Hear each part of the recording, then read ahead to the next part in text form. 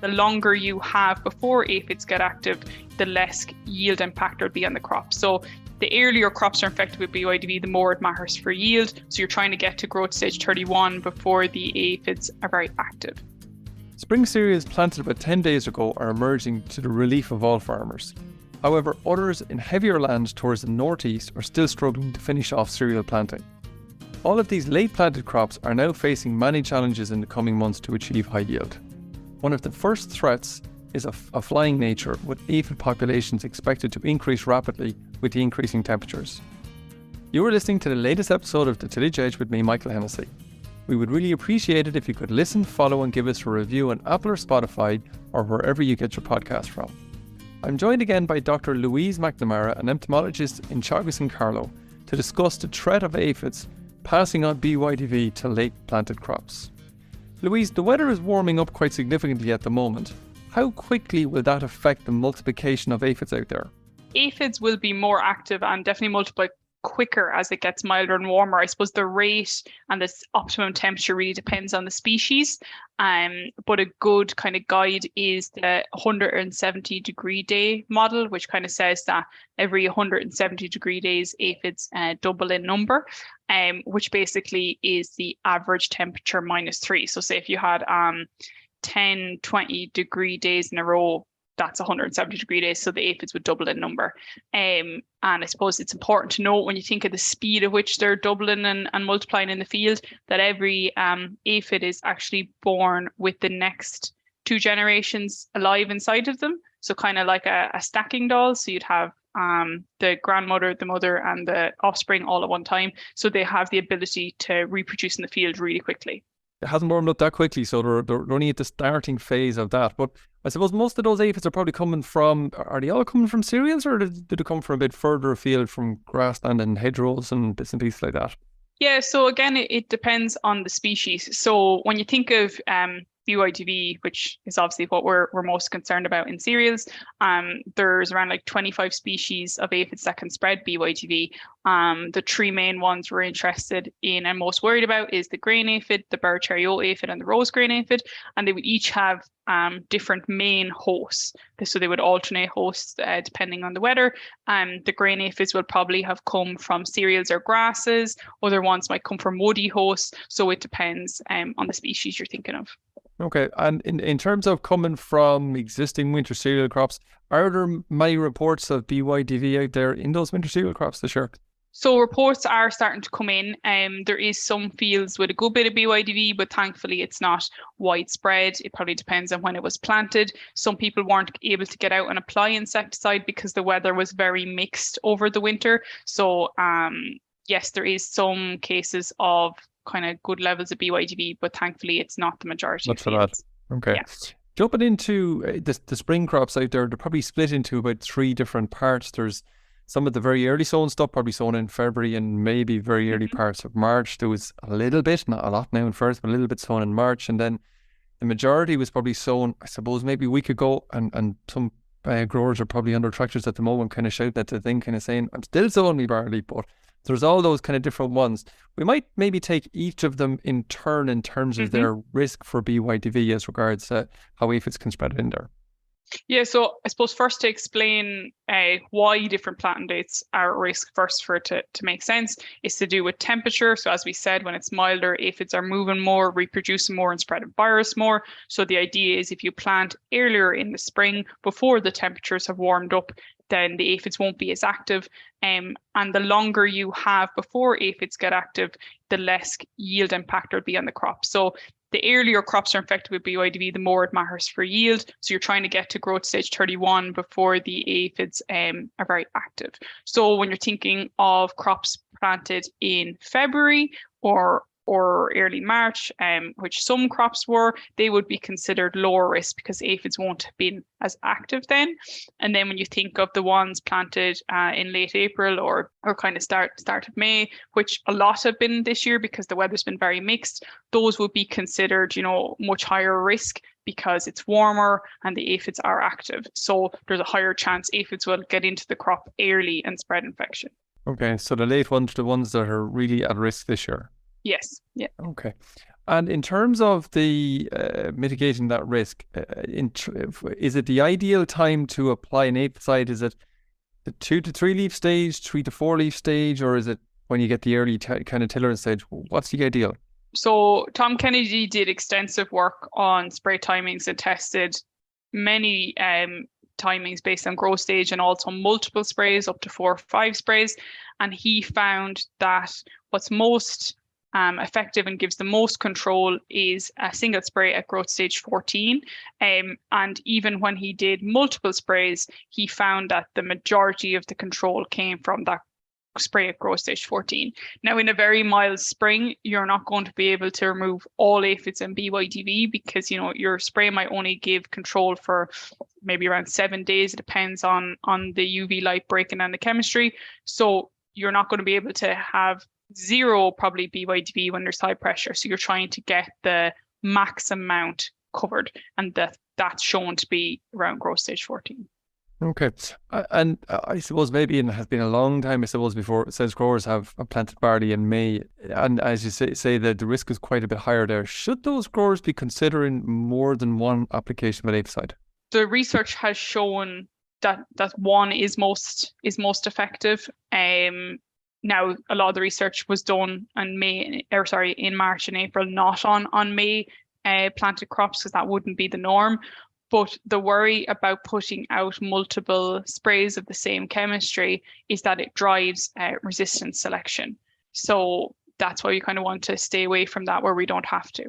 And I suppose there's a bit of confusion potentially out there in terms of the, as you say, they're the same chemistry, but people are, farmers are actually buying, I suppose, containers of insecticides that have different names on them. But are most of those pretty much all the same active ingredients in the background, are they?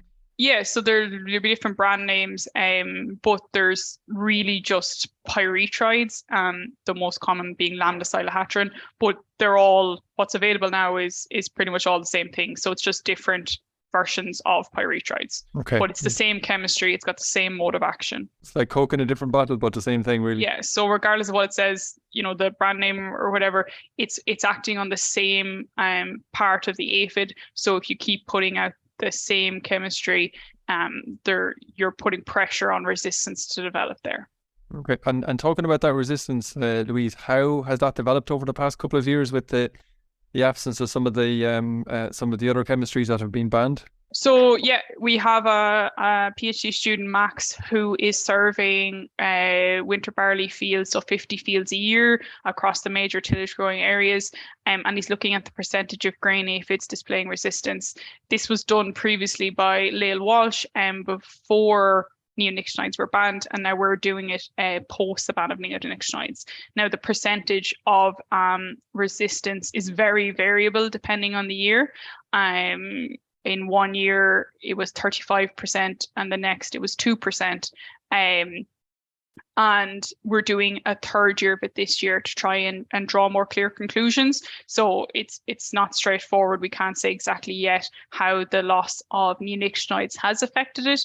It's also worth noting that we had isoclast transform, which is a sulfoxaflor as well, up until the season just gone, which was probably also helping with resistance management because it was a different mode of action than pyrethroids.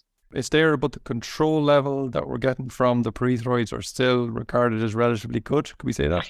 Yeah, so in the majority of fields, the control is still efficient. So yeah, we've done trials across a number of years looking at neonicotinoids versus pyrethroids versus sulfoxaflor. And the pyrethroids are still performing well on the majority of sites. Obviously, we can't tell if we look at a farmer's field if the aphids have resistance or not, or what percentage resistance by eye. You have to test them in a lab. But the majority of fields, the control will still be reasonably good. And in terms of that resistance part, it's impossible to say what an aphid is or not, but can a farmer do anything in the field to try and figure out whether there's resistance in their fields or not? Yeah, so the best indication of if you have spray failure or if there's resistance in the field, if you go out like a few days or maybe a week, less than a week after spraying, and you see aphids in the field that all look to be the same species, or they need to be unwinged, then that would suggest they survived the treatment. If they're winged, it could mean that they just flew in since the treatment. The treatment might, depending on the time of year, the treatment might last a week or more or less, depending on UV light breaking it down. But if after spraying the farmer sees live aphids in the field that all look the same color or similar, and they're not winged, they could be aphids that have survived the application, the resistance ones. And if you put out more sprays, you're selecting for resistance. And the period of time, Louise, to look for that is within 2 or 3 days or earlier after post spraying? Probably 2 or 3 days. 2 or 3 days, okay. And if you have a farmer that has a field of, say, winter barley with a reasonable level of BYDV in it, and there's going to be spring barley planted or has been planted very close to that, is that field of a higher risk of getting BYDV because there's some beside it, if you like? Yeah, so aphids can come into the field and BYDV into the field in a number of ways. So they can come in from long distance migration where they're flying in if the temperature is optimal, like 12, 15 degrees, it's not too windy, it's not raining heavy. They can fly in from good distances. But at suboptimal conditions, so it doesn't have to be as warm, they can actually do short migration, so short flight, or they can just walk. So if there is crops with BYDV, or maybe volunteers, or hedges or arable margins that have BYDV and aphids, then they are a risk to the crop because they don't have to travel very far. So you don't need those really optimal conditions for movement. Grassland as well nearby would also be a risk. Okay, and is it the case that all aphids carry BYDV, or is it only some of them? No, so there's around 25-ish species that carry BYDV. Well, it's BYDV and CYDV. So there's 11 different strains that make up barley or cereal yellow dwarf virus. And their different species will carry one or more strains of it, and they carry it at different levels of efficiency. But the ones, as I said earlier, we're most interested in and are considered the most risk here are the grain aphid, the Burcheri aphid, and the rose grain aphid. And for those three types, so those three species of aphids, do all of those have the BYDV strains in them, if you like? So yeah, they can pick up BYDV. They only pick it up by feeding on a crop that's infected with it, and then they carry it by feeding on the next crop. So they're not born with it, they pick it up by feeding. And then the strains, I suppose, if you want to think about the strains that they're transmitting in Ireland. So the species of the strain helps us know which aphids are the main aphids vectoring them. So we did a sequencing survey of symptomatic barley in 2021 and 2022 across the major tillage growing regions. And the most common species we found was BYDV MAV, which is most commonly spread by the grain aphid, but we also found some PAV and PAZ, which are other strains, less frequently, and we found one sample of CYDV or PS. So that's a more severe strain. And in terms of the MAV, PAV, and PAZ, are they mildish? Are they the mild types? So MAV would be considered milder than others. PAZ is considered more severe. PAZ isn't, like, we didn't know that was in Ireland, that's newly identified here. It depends whether it's severe or not. The infection depends on more than just the species. It also depends on when the crop became infected. So if it's infected early, it's more severe. It's not just the strain that matters. The final question, Louise, I just wanted to ask you is around, you have a lot of research going on at the moment. You have the large towers, you have yellow traps out in many different farmers' fields, and you're using this PCR analysis, as you mentioned before. How close do you think you are in terms of modifying the standard advice that we've been working towards over the last number of years? So the research we're doing is part of the Aid project funded by Teagasc. It's a 4-year project. We're only in year 1. So we will be testing these different monitoring tools for and tolerant varieties for 4 years. We will communicate the research to farmers as we go on, but we won't change advice until something is tested for multiple years and found to be reproducible and robust, because BYDV levels, as farmers will see themselves, is very different depending on the year. Some years it might be very low, other years it could be very high. So, it has to be tested for several years, and we will only change the standard advice if what we find is better. So for now, we base our advice off growth stage, which is based on many trials, and is found to be reproducible and robust. And so the project will be 4 years in length. We're a year in. The results will be presented at the Tillage Conference and the Open Day every year to keep people updated, but we won't change the advice until we're sure it's better. Sure. As ever, Louise, thanks very much for your time. It's great to know that not only the advice we have at the moment is very sound, but it will in time be, I suppose, nuanced so that we get a little bit more specific as regards to what's happening on a year-to-year basis. Thanks again, Louise. Exactly. Thank you. So that's it for this week, and my thanks to Louise for joining me on the show. Keep an eye out for local Teagasc crop walks coming to your area in the coming weeks. These walks will go through the crop agronomy needs for crops in 2023. For more details about these walks, go to teagasc.ie/events. Finally, don't forget, if you enjoyed the podcast, then recommend it to a friend or colleague. And as always, rate, review and follow on Apple or Spotify so you never miss an episode. And for more information, go to teagasc.ie. I'm Michael Hennessy. Thanks for listening. I'll be back next week with more tillage news and advice.